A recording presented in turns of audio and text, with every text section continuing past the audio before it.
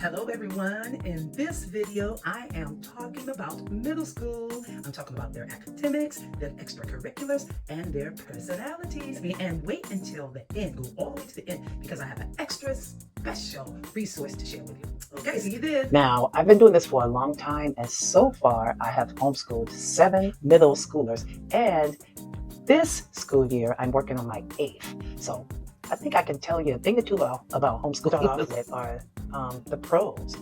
For me, the pros has always been being able to have a good relationship with my young people.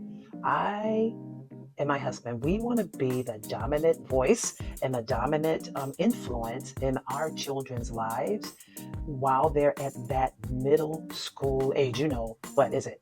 6th, 7th, and 8th. You know, those are those tumultuous, vulnerable years to where they can be swayed back and forth by any wind of thought or doctrine.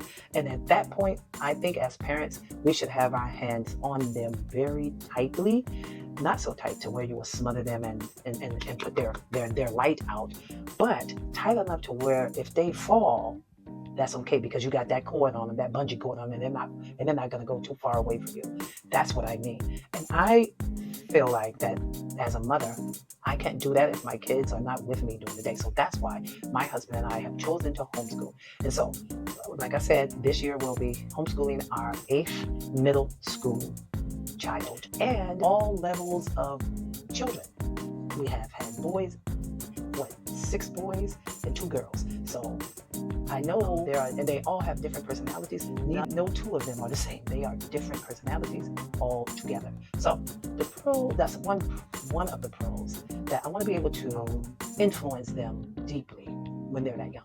And the other one is I love homeschooling my middle schoolers, because this is the year where they're not sure of their abilities to learn things. They're not sure of their abilities, that they're smart. Sometimes they think that they're ugly. Sometimes they think that they're fat.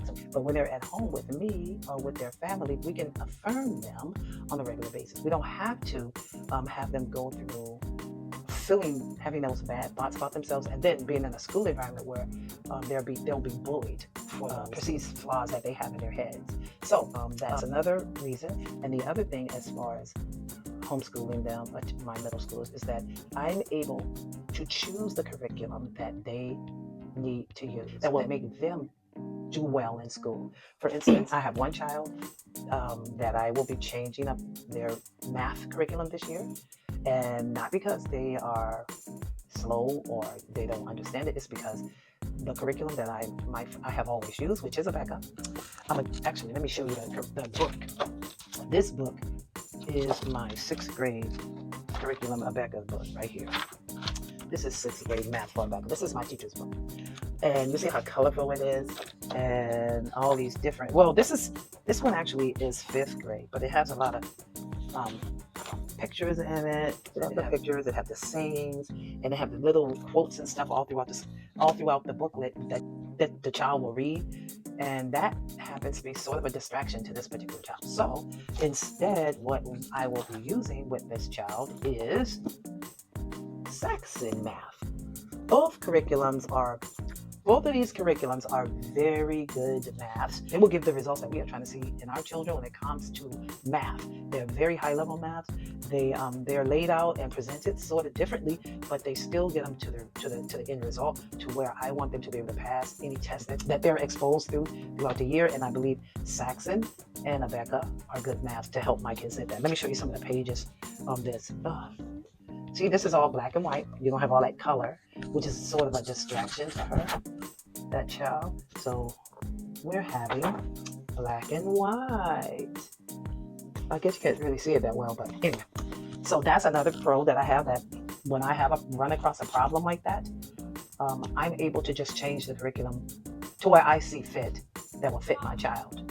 And the other thing, pro, that I have is that my children are able to relax and just stop when they just need to hold up and say, wait a minute, I can't figure something out. I need a break. That's what we do.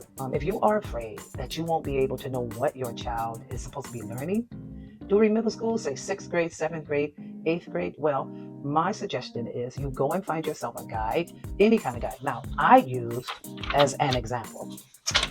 In this type of book, it says, like for instance, it'll tell you, how do I homeschool? And they have some suggestions in here on how to homeschool. And it will show you, if your child were in, say, in the Becca's Academy, these are the subjects that they will be exposed to during the 6th grade. You know, they will have language, reading, arithmetic, world history, observing the science that they'll be exposed to.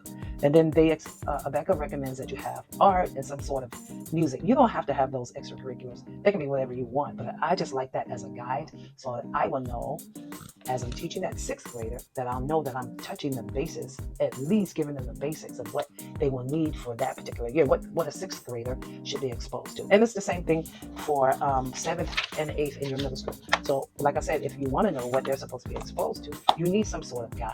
That's one that I recommend. You don't even have to use a Becca. You can just get the catalog and you'll see what 6th grade students in a Becca Academy will be studying for that year. Or you can get this Christian magazine, Christian book magazine, and go in here and look at what 6th graders read. I mean, what they have to use, and they have different types of math. It is laid out by the publisher, but still you can look through there and find the 6th grade level math that you would need for a 6th grader, or the languages, or the sciences, see, all of this stuff. And they all recommend, I don't know if you see that, a Becca's math right there. Not a Becca, but Saxon's math right there.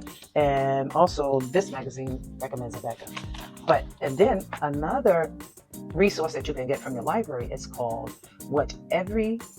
I think the man's name is Michael Hirsch Jr. And it's a series. I think it stops at 6th grade, and it says what every 6th grader should know. Those are the recommendations that I would tell you to get if you want to be certain that you're providing the right level of school academics for your child. It's very important that your child is always at the right level, because for their grade and for what they're learning. Because if something happens in your family and you're not able to continue homeschooling, or if for some reason you just can't do it any longer and your child needs to go back, be put in the public school system, they will not be behind. They can just step right in there and probably maybe even excel if you follow this method and keep them online. I know in homeschooling we can slow down when our child needs to slow down, which is important. And believe me, I have done that on various occasions in spelling and math and language, history, or science. If I had to file that a subject was too difficult, or they weren't understanding a certain concept, I could slow down and just change that. I can change that curriculum, or I can break that lesson down in bite-sized pieces. Right? That's a good thing. And so, but I always keep them on this right level where they're supposed to be, just in case. When we're homeschooling, we can't homeschool based on us. We just can't. We have to homeschool based on where our child is and how old they are, and what will happen if they had to go back to school and they're supposed to be on a 6th grade level, but they're on a 3rd grade or 4th grade level. Believe me, it happens. I have seen that happen before, and that would be tragic for the child. And another pro about homeschooling my teens is that I get to determine what extracurriculars they do based on my convenience, based on my income, and based on what they like. They don't always get to choose what they like just because they like it. It has to fit the family. In other words, if I have one child that wants to play basketball, one child that wants to play football, one child that wants to do swimming or whatever, well, that's not in the same season, but I'm talking about things in the same season. I can't run myself ragged by trying to get everyone at the same place all the time. So I tend to order my extracurriculars and get them scheduled all around one another and try to satisfy everybody, the whole household. That way, I'm not going crazy, and the kids are still enjoying themselves and they're still learning. So, my suggestion to any middle school homeschooler is that you make sure that whatever you schedule for your child, that it fits everyone in some way. That if that means that you can take your little ones and let them play at a playground while your older one is doing like a sport, a practice, that's what you do. Or maybe all of them can play in that particular club, sports club, offer something for different ages. That's ideal right there. So, and homeschooling. Another thing I like about homeschooling, because I can determine where I'm going, where I'm driving to, how much I'm going to spend, and who my children are being coached by too. And what particular leagues I want to put them in. There may be some leagues that travel everywhere, even on weekends, on Saturdays and Sundays, and I may not be able to do that. Like if they were in a public school, they may have to just the game is happening. But in homeschooling, I kind of like can make a decision. Okay, yes, I'll do that, or no, I'm not going to do that. And so that's another pro. And another pro is it's just you're able to mentor your children through the Bible. Homeschooling, if you are a Christian, the best time to pour into your child about the Lord is during the middle school. It starts when they're in elementary, but they're basically hanging on every word you say in elementary and kind of believing everything you say. But once they get in middle school, they start kind of like questioning, which is a good thing because you can help them learn how to think about God and understand logically. You can go to extra biblical things. You can go to things that are not from the Bible to help them see God in a historical way. You can go to secular things to find information about God. One particular thing I just found recently is I bought a book that's from National Geographic. And National Geographic they're archaeologists, they're historians, they're all of those different things that study people, social studies, and put them all together and give them to us. We love National Geographic. This particular book, is based on old world history, and mostly everything in that book, they have tied or followed something that came from the Bible. I'm telling you, this book is awesome. I'm gonna have to show it to you and link it on the bottom of this video so that you can see what I'm talking about. When I got that book, I could not believe that the National Geographic actually put together something like that. And I reading through some of the stories, they confirm what the Bible says because they dug it up basically. And but they're not Christians, but they have confirmed that the Bible said this particular people were here in this country, this city was here, and lo and behold, the archaeologists have found, and historians, and I can't think about all the other people, they have found these places that the Bible is. And so that's what I love about being able to homeschool, that you can go outside of the resources, that you can use any resource. Now, let me tell you some of the downfalls of homeschooling, especially boys and girls. When you're homeschooling boys, when it comes to like emotional things, it's a little easier for me. When my boys were younger in middle school, they weren't so emotional. Like if they were told to do something, or they were denied a privilege, usually that was that. They might be grumpy and walk around and be a little angry, but then I didn't have to worry about them. I did not have to worry about them running around and just seething and getting angry and holding it in. When my girls, different story, totally different story. I never know if they have let that thing go. And there's females just tend to let things run around in their heads and think, because I do that as a mom. But so that's kind of like a drawback for me with them. And sometimes your kids can be so, especially boys, can be so messy. I love homeschooling them, but that's also part of homeschooling, is training them how to care for their homes, care for themselves, their bodies, their hygiene, and how to keep their rooms clean. Because a messy room, a messy body, a disheveled clothes will speak a lot to handle how they will handle their daily academics. No joke. Being a homeschooling parent means you sign on to be their all in all, basically. So don't forget that.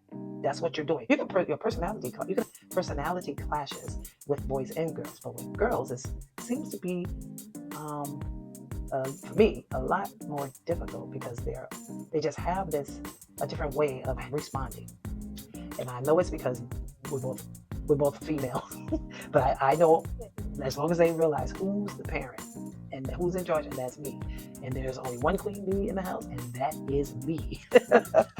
But still all in all, is different. Yes, boys and girls are totally different. I don't care what nobody says. Boys and girls are different when it comes to learning, when it comes to disciplining them, and when it comes to just attitude, just everything. It's not the same. So as far as homeschooling your middle schooler, these are the things you got to think about. These are the things you're going to have to figure out what you're going to do. Your academic side, their extracurricular side, and how you're going to train them in their attitudes and their life skills. Because 6, 7, and 8, the next level would be high school. It starts all the way in 6th grade.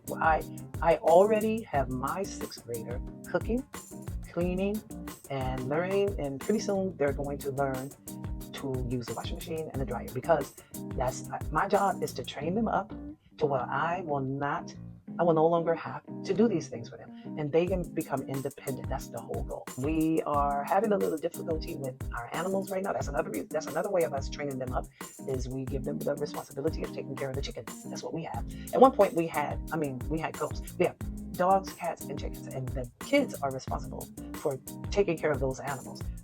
We buy the food, we buy the bedding, we buy everything the animal needs, but they are responsible for making sure these animals are taken care of. And believe me, that is an ongoing thing that we have to train them in, and keep reiterating that, nope, you have to do this, nope, you have to do that.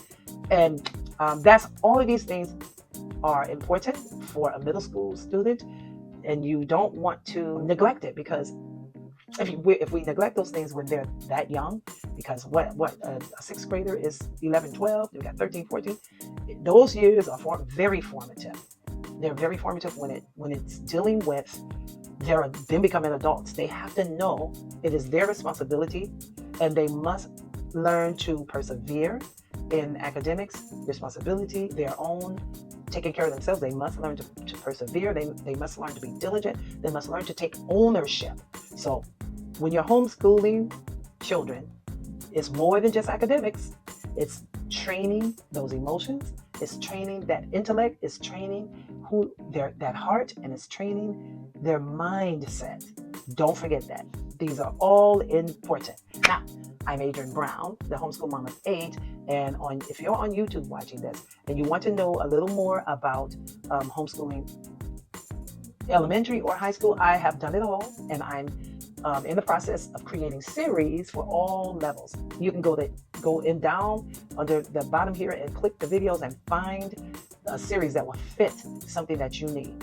And if you want to go a little deeper with me, all you got to do is click the link at the bottom and schedule an appointment with me. I offer free 30-minute sessions to get whatever it is you need to help you get started. I am a 27-year-old veteran homeschooler. I've been doing it for that long, and we have 8 children that we have homeschooled. And homeschooling is a way of life for us. We love it, and I encourage to homeschool. Homeschooling is not for everyone, but anyone that wants to homeschool can homeschool. No matter what anyone else says, that not everyone should homeschool. If you have the desire and the heart to homeschool, and it is in you, and you feel like that's what you should do, you can do it. You must persevere, you must be persistent, consistent, and you must love what you do. And another thing I would say, don't forget your why.